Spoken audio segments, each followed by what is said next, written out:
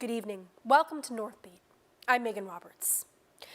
When someone goes missing, their loved ones want police and officials to do everything they can to find them. But in the North, police haven't had easy access to things like bank records that could help them in their search. That's why some provinces have enacted missing persons legislation to help police investigate disappearances in a more efficient way. Yukons Missing Persons Act came into effect this week. Virginie Anne explains what it means. When the Yukon government made the announcement at the Accountability Forum for Yukon's Missing and Murdered Indigenous Women, Girls and Two-Spirit Plus People strategy, the audience welcomed the news with loud cheer. Before it came into effect, the RCMP couldn't compel someone or an organization to reveal personal information in the event of a missing person. Now, the Act does exactly that. Faster access to several personal records, such as health, phone records, or banking accounts. The Yukon is one of the last places in Canada to have such legislation, but it's the first in the North to do so. The Northwest Territories have been working in developing a similar legislation for the past 3 years. At the time, NWT's Justice Minister R.J. Simpson highlighted that there's a need for balance between police power and protecting people's personal information and privacy. Now, the President of the Privacy and Access Council of Canada agrees that the goal of the legislation is terrific, but it can open the door to privacy invasion if it's not well regulated.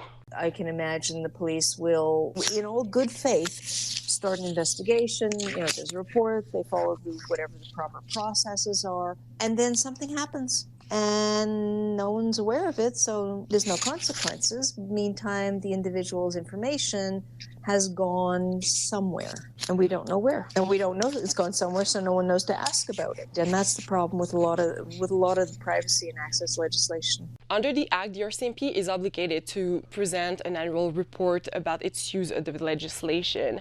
But what needs to be in that report still remains quite vague. There's also nothing about the unintended consequences or misuse of the Act. The Yukon government hasn't replied in time to clarify that part of the legislation. Meanwhile, several people are still missing across the Yukon, including Ramona Peter. Virginie Anne, CBC News, Whitehorse. The fate of a sizable portion of fishing quotas in the North Atlantic is now in the hands of a federal court judge. Lawyers for Nunavut Tungavik and the Kikitani Inuit Association wrapped up their final arguments today in Iqaluit. They're suing the federal government over a decision to reissue those quotas to a coalition of Mi'kmaq First Nations following the sale of Clearwater Foods in 2021. Nick Murray has the latest. In closing arguments today, the lawyer for NTI and QIA said there isn't parity in Canada's allocation of fishing licenses. The case hinges on a section of the Nunavut Agreement where the Minister of Fisheries and Oceans must give special consideration to the adjacency principle and promote a fair distribution of licenses between Nunavut Inuit and the rest of Canada. NTI and QIA say that didn't happen in this case. Today in court, their lawyer said this decision to reissue licenses departs from parity compared to the rest of Canada, and the Minister of the Day didn't appropriately justify her decision. Yesterday, lawyers for the federal government argued this was a business transaction where the Mi'kmaq group bought half of the Clearwater Foods Company, and it would be unfair to now strip them of those licenses. Documents filed with the court also show the Mi'kmaq Coalition invited the Castile Corporation to participate in the purchasing of the company, but QC declined. Justice Paul Favell reserved his decision. There's no timeline on when he might make it. Nick Murray, CBC News, Iqaluit. A prominent Yellowknife construction company is filing for bankruptcy. Castile Construction owes creditors over $2.3 million. It was in the midst of several projects around the capital, and as Luke Carroll tells us, those projects are now up in the air. One of those projects Castile was contracted for was Spruce Bow. This is the former Arnica Inn, which is being turned into a permanent supported living facility, run by the Yellowknife Women's Society. I am hopeful that we'll get back on track and we'll be able to start the work again soon. She says the Yellowknife Women's Society is in touch with their legal team, as well as other construction companies, to finish the project. Trevor Castile is the owner of Castile Construction and Coatings Inc.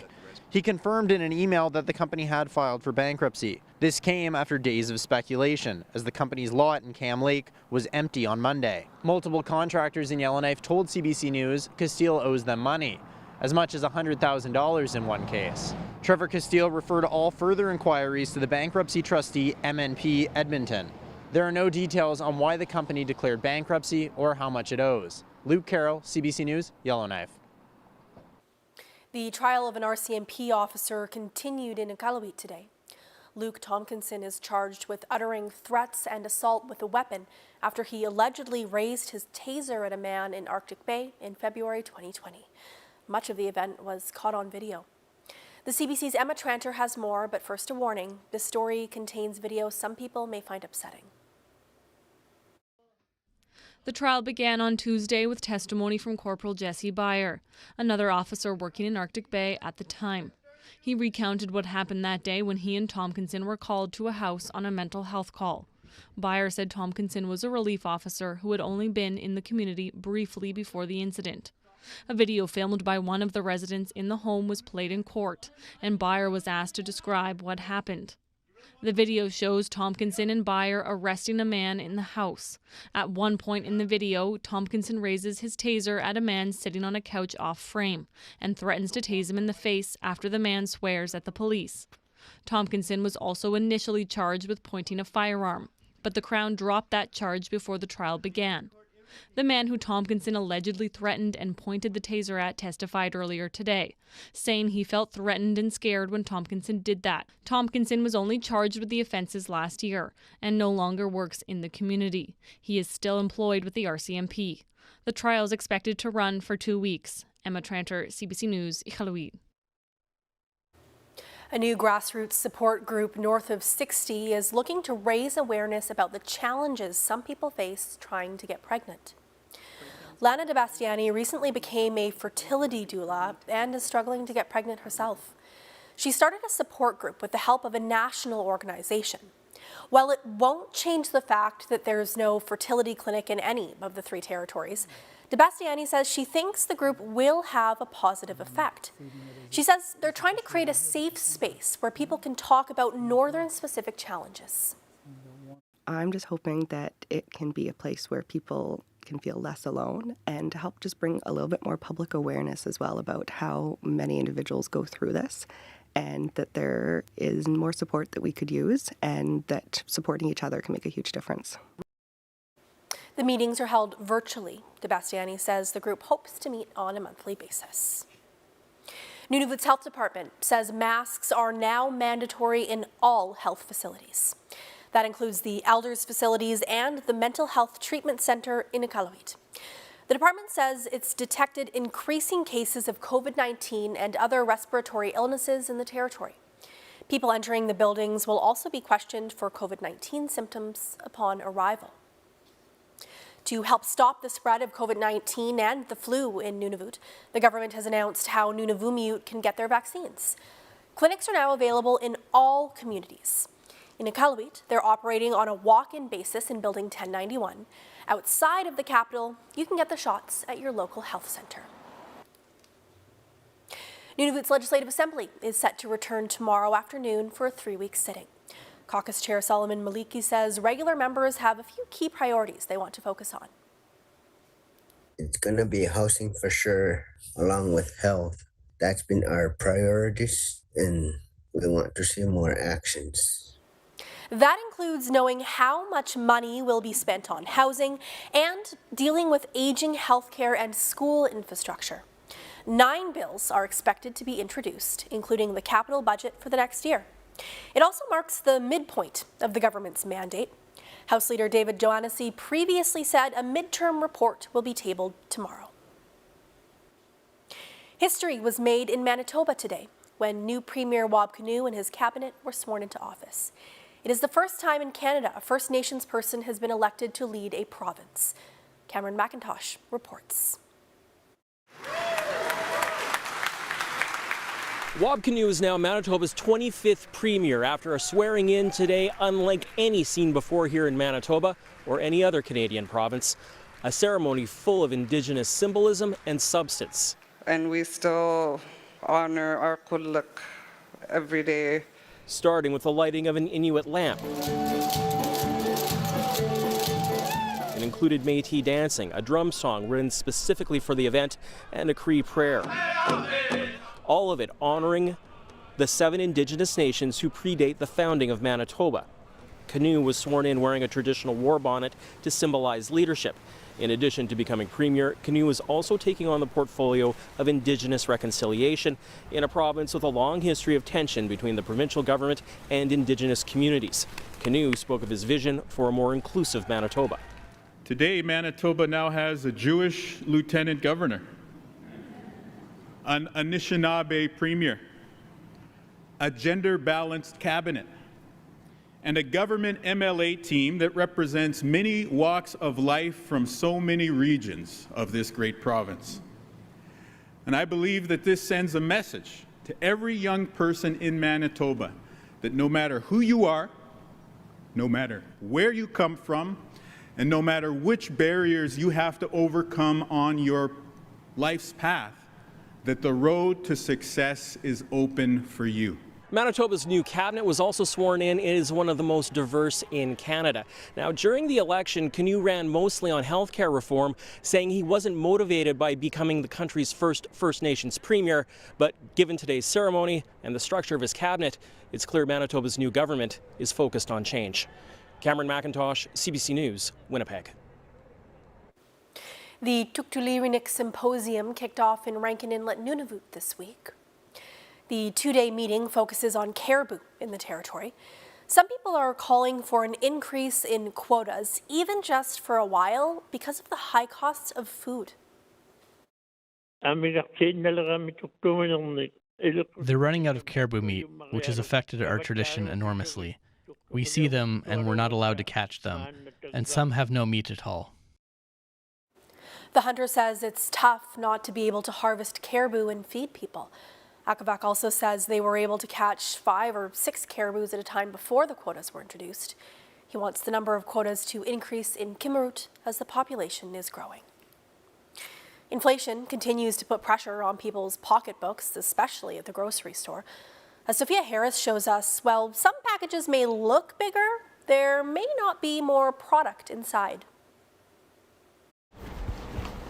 After Ellen Newell bought 2 boxes of the same cereal for the same price, she noticed something was not the same. This one's taller, it's skinnier. The taller box, new packaging. The shorter box, old packaging, being phased out. But taller doesn't mean more. The new box has 12% less cereal. How could they do that to us? You feel upset, you feel deceived. It's called shrinkflation, when a company shrinks a product, but not the price or packaging, making it hard to detect. If I had noticed this in the store, I absolutely would not have bought this box. Shrinkflation isn't new, but it's getting more attention as Canadians struggle with high grocery prices. Everything seems to be more expensive now, and by simply reducing the size of their products, people maybe feel like they're being tricked a little bit. CBC News went grocery shopping and found several cases of shrinkflation where the price hadn't changed. This box of crackers has shrunk by 10%, this mac and cheese by 11%, and this cake mix is now 13% lighter. Often companies say they shrink a product to offset rising costs, but there's a growing call for them to be more transparent about it. The average person, times are a little tough, and they need to be aware of where their money is going. And if their money's getting them a little less, you're officially getting taxed on your ice cream. Neil Chohan makes TikTok videos exposing shrinkflation. Have you noticed that Ben & Jerry's ice cream seems smaller? This is his latest target, but he applauds Ben & Jerry's for acknowledging online it shrunk its ice cream by 5% to combat higher supply costs. I think it's a great first step. This consumer rights advocate says one solution is for Ottawa to mandate companies alert customers when they shrink a product. They could have a specific label that says that the amount, the quantity has been reduced. Brazil already makes companies note recent weight changes on product labels.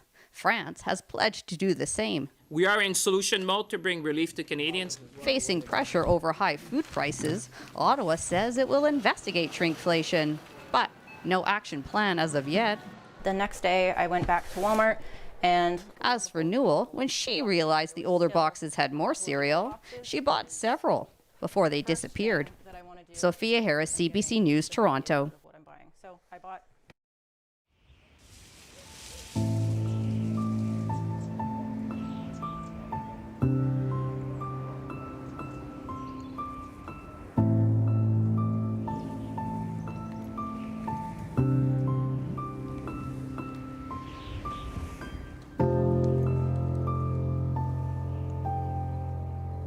Driving impaired destroys lives. A message from Mad Canada. Things are too good, just scared that things will be taken away. Think of the education they will receive. You're going to see things you never forget. There is no way that we are going to give up when we are threatened with cultural genocide. Sometimes it's the beautiful things that hurt the most to remember. You promise me that you won't look back. You are our tomorrow. I am in the best place in the entire world right now. Oh, I always play with fire. This is an epic fail. I'm obsessed with these. I am utterly speechless.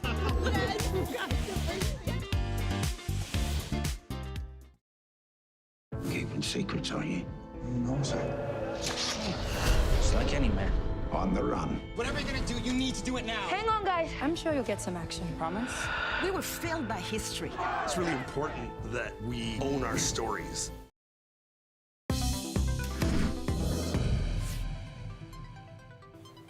Today marks 20 years since the Kuani First Nation signed land claim and self-government agreements with Canada and the Yukon. The chief of the Kuani First Nation says much needs to be done to fully implement the agreements.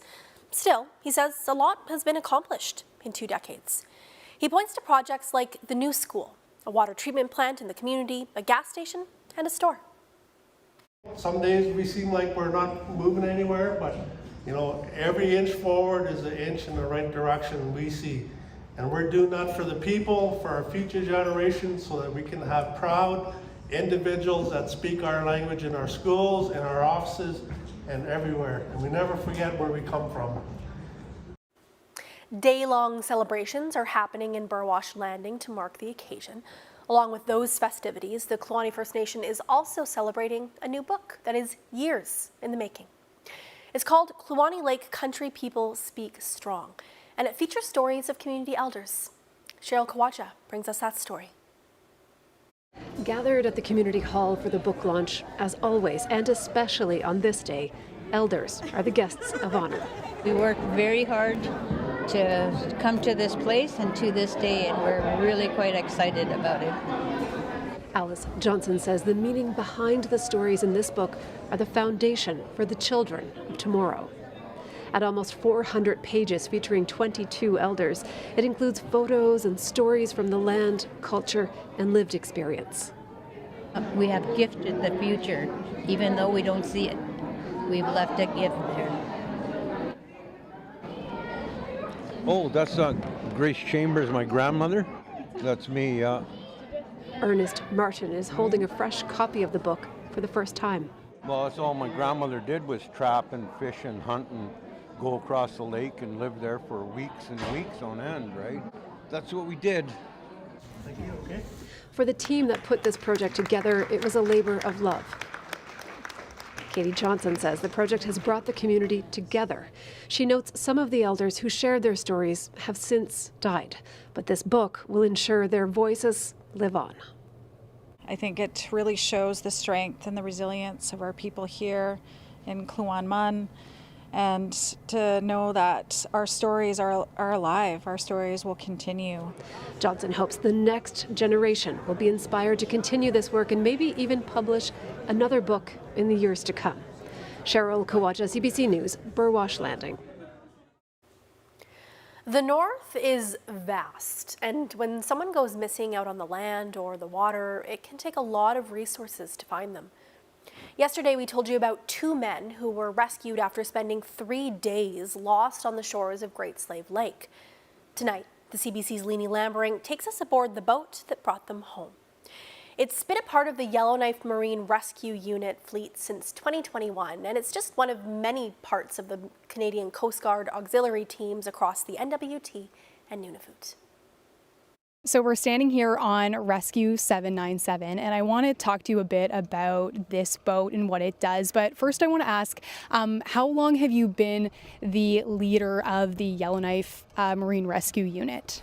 I've been the leader here in Yellowknife for about 8 years. I've been involved with the unit for the last 15 years. I was wondering if you could tell me how search and rescue, marine search and rescue, has changed over time, over the course of your experience. With the advances of technology, the days of just people not coming back have kind of diminished. You know, it used to be on Sunday, somebody gone for 3 or 4 days out to the east arm of the Great Slave Lake, didn't come home. People are wondering where are they, or they were gone for 2 weeks in the summer, didn't come back. With all of the satellite communication, inReaches, sat phones, spots now, people are able to let them know, hey, we're not coming. We're holed up because of weather, boat's broken, we're out of gas, we had a medical event, we need help. You know, it's a lot more positive communication about what's going on, and when the calls for help do come, we usually know now where we're going and what we're getting ourselves into.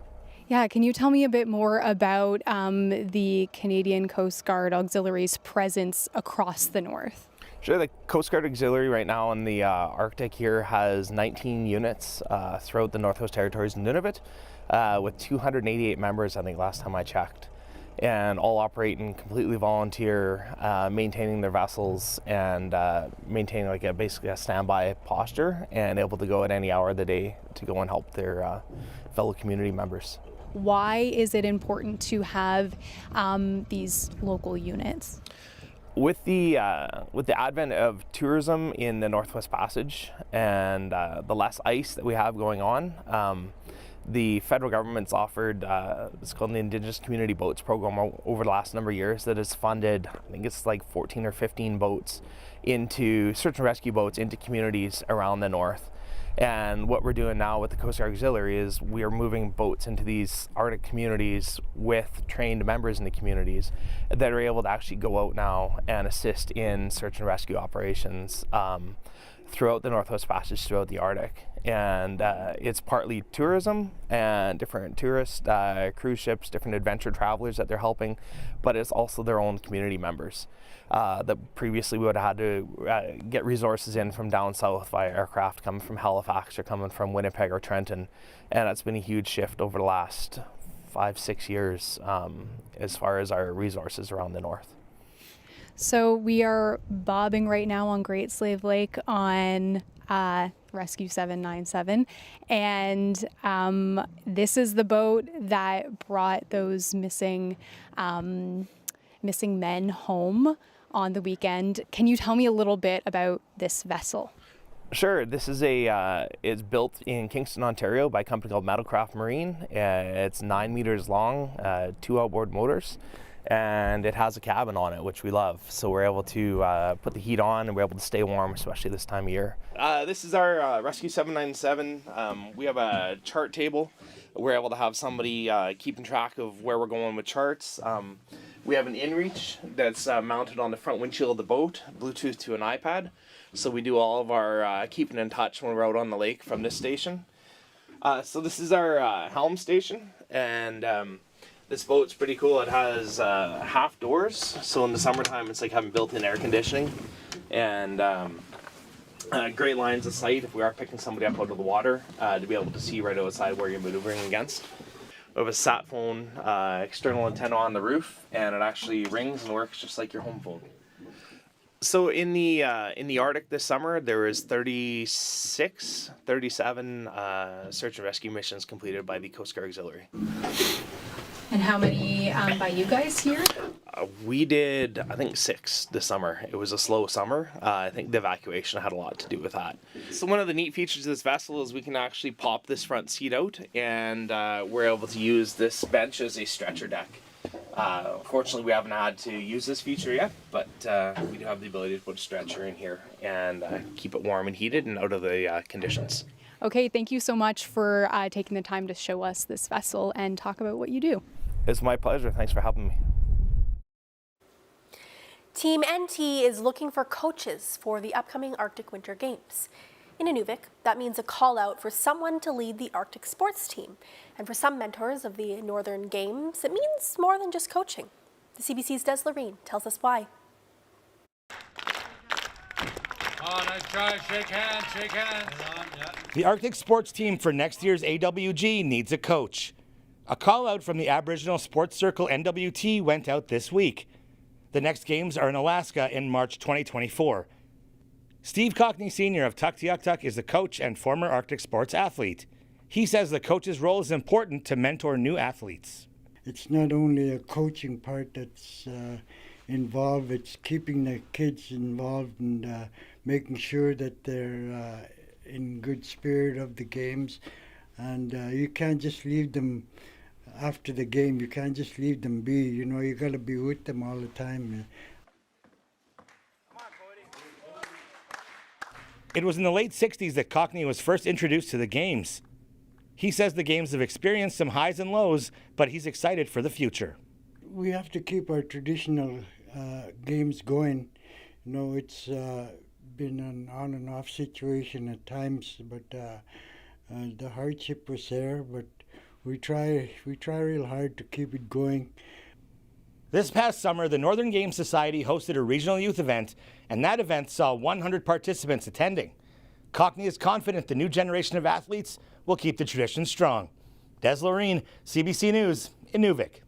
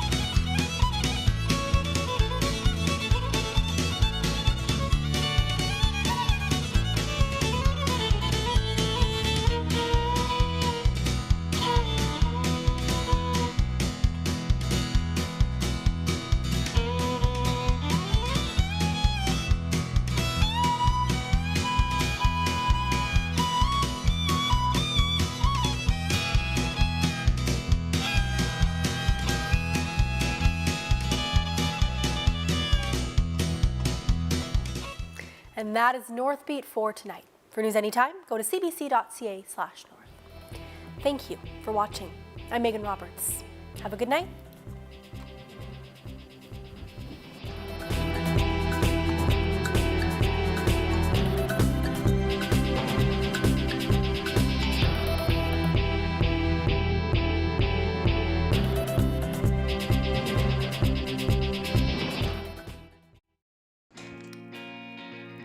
A lot happens overnight.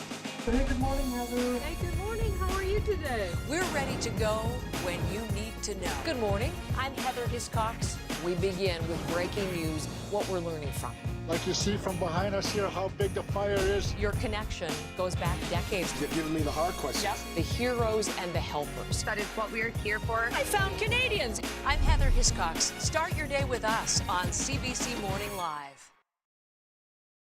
Keeping secrets, are you? No, sir. Just like any man. Starting new. On the run. Whatever you're gonna do, you need to do it now. Hang on, guys. I'm sure you'll get some action. Promise? Putting on that apron brings me to tears. Hey! This is an epic fail. Where are the pecans? I don't see the pecans. The stones. The beetles! I did a test. What? We were were failed by history. Look where we are under that legacy. It's really important that we own our stories.